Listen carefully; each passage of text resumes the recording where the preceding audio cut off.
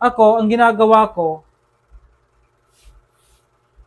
share ko lang, kung hindi naman na magiging applicable sa inyo, huwag niyong pulutin. Ganun lang.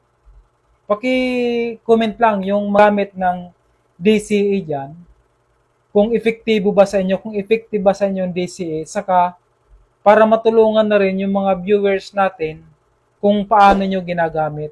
Bibili ako dito sa major support. For example, dito, major support, saan ang major support ng BTC? Dito, ang example lang natin yung BTC para alam naman natin, yung si BTC kasi, kumbaga, doon lahat halos doon lahat nakasandal yung mga coin natin. Kasi pag tumaas siya, gagalaw din talaga yung mga altcoin, minsan memes, gumagalaw siya.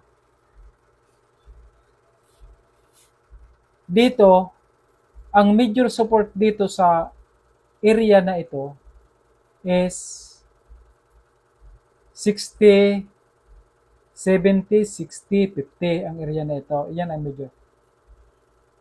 Yan ang area na yan. Yan ang major support dyan. Kung bibili man ako ngayon sa BTC, aantayin ko sila na bababa dyan. Oh. Bababa dyan. Yung tanong, paano kung bumaba pa? Hahanapin ko uli yung another next na major support. Lahat major support, magbibili lang ako. Si Alsa naman yung major support dito.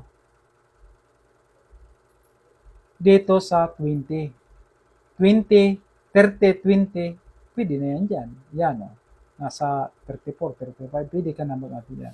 Kasi wala naman, sa akin naman kasi wala naman talagang exact number sa support area, yung area na yun. Pwede ka na dyan.